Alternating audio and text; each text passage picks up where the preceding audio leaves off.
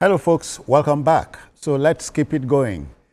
You know, in politics, the freedom to express varying and sometimes mocking ideas is the name of the game. At other times, taunting a colleague is essential to the process.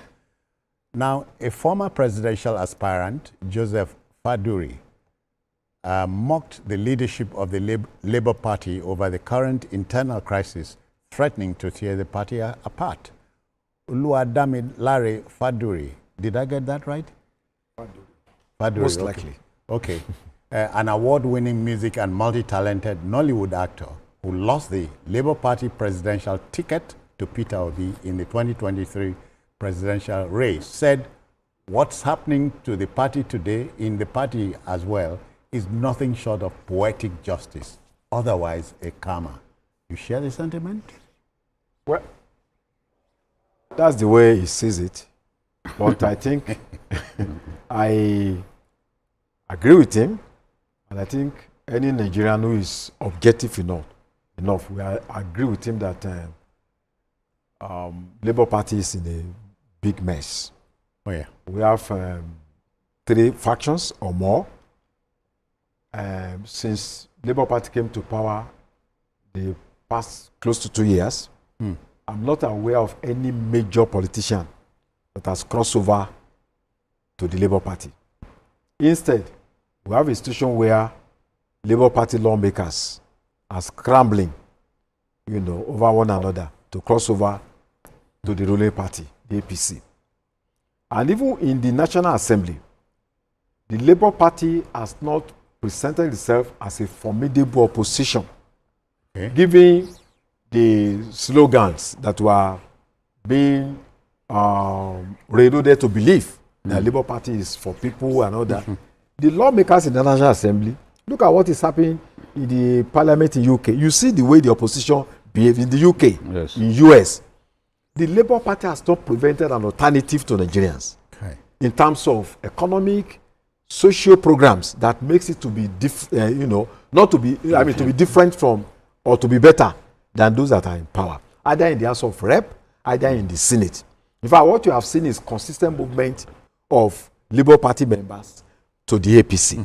So, and then you are talking about a situation where there are about 2 or more than 2 Labour Party chairmen. So I think the Labour Party's power has diminished compared with, and I can tell you there's going to be election now. I don't know of tomorrow. I don't think Labour Party will be able to garner up to 6 million among Nigerians. And of course, it's the fault of the party. How many times have you been going on the street and pamphlets are given to you by Labour Party to explain that, look, these are alternative to the current situation in the country? Even on Labour Day, May 1, Labour Party was not significantly present. So what are we talking about? It means that probably we are living under an illusion that Labour Party was actually the option for Nigerians. From what we have seen, I don't think Labour Party would have been a better, party if Labour Party had come to power. That's my private opinion. So I think I agree with him that the party is in this. He contested for the primary in 2002 and he lost. But he's saying that he was rigged out in 2002. So it could be out of vengeance. But even then, out of that vengeance, there are some realities that he spoke about. The fact that Labour Party is not actually growing stronger compared with the Labour Party that took over the country, at least on the social media, in terms of its strength and potentials in 2023.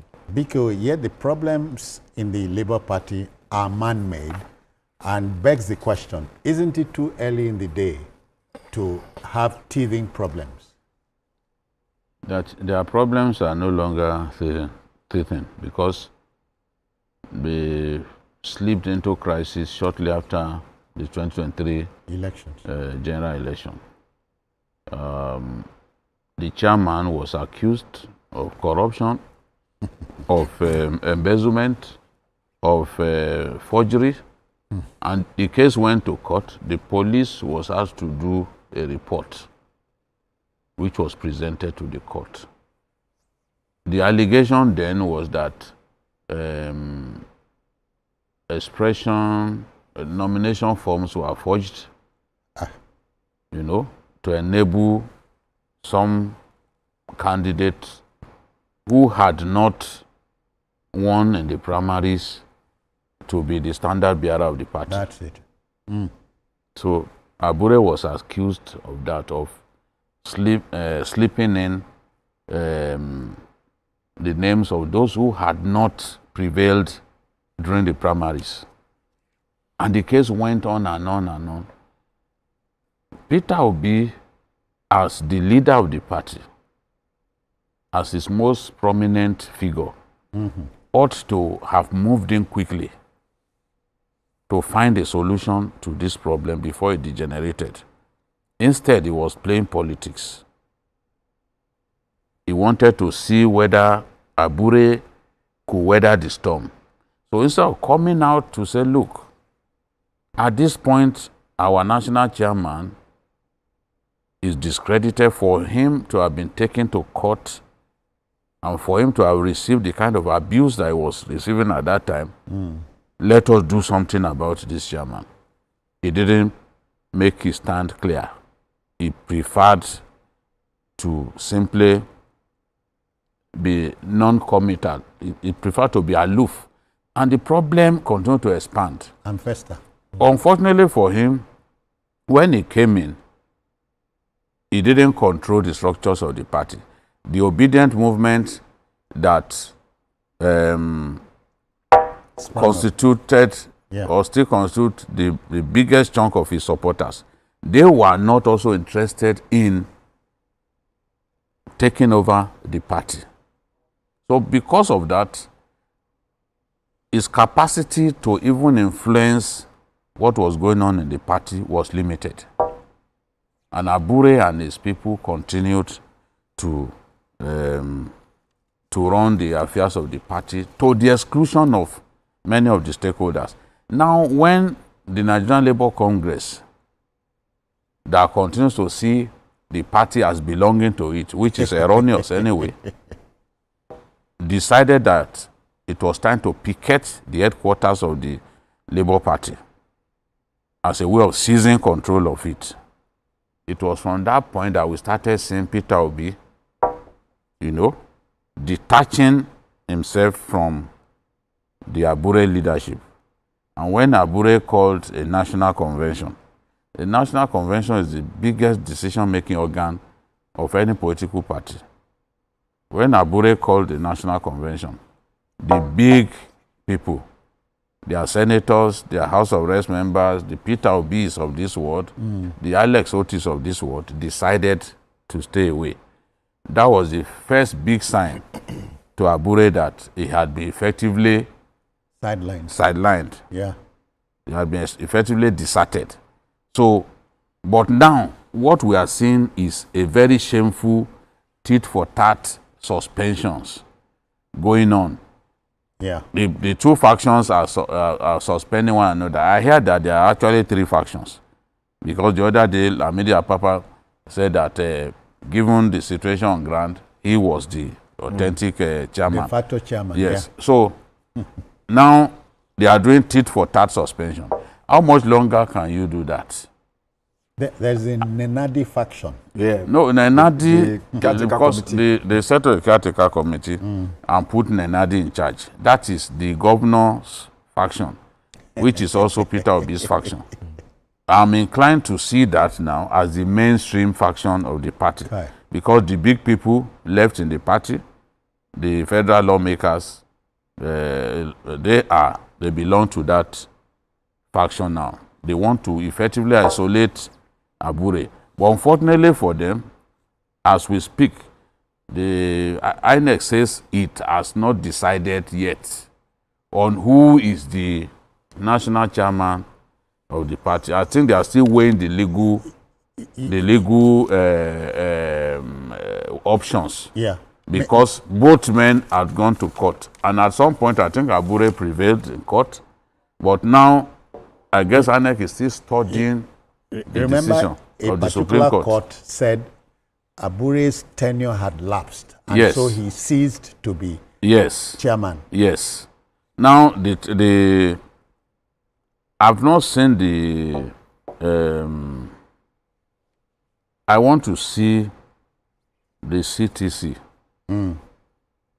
the Supreme Court. Certified Yes. true copy, yeah. I want to see whether the Supreme Court emphatically pronounced his tenure as having ended. If that is the case, if the Supreme Court effectively pronounced his tenure as having ended, then there's no reason. It did, BQ. There's no reason. Then why would INEC say that it has not? Because that's the highest court in the land. Oh, yeah. And if the highest court in the land says, Mr. Abure, you are no longer chairman, your tenure has ended, there is no reason in the world for INEC to still say that it has not decided on who is the chairman. Because considering also that Abure is a lawyer, so he should know the dynamics. It's a different thing that we're talking about. INEC did not attend the convention that I called. The argument was that because INEC was convinced that his tenure had expired. Yeah. Now, what I'm saying is, if the apex court, the final court in our country, actually said in clear terms, not in ambiguous terms, in clear terms, that you, Abure, your time has lapsed. Yes. Then the Abure's name shouldn't still remain on INEC's website as chairman, because that is confusing. People went to check and saw that it's Abure's name that was actually still on the website, and INEC came out to say it had not decided on who is the secretary of the PDP. That's another shameful saga on who is the national chairman of Labour Party. Okay. But whatever happens, I know that this matter will be decided and it shouldn't be long. If Abure tenure is deemed to have expired by law, then he needs to step aside and let somebody else do the job. And the point that I'm making is Peter Obi should be able to knit his political party together.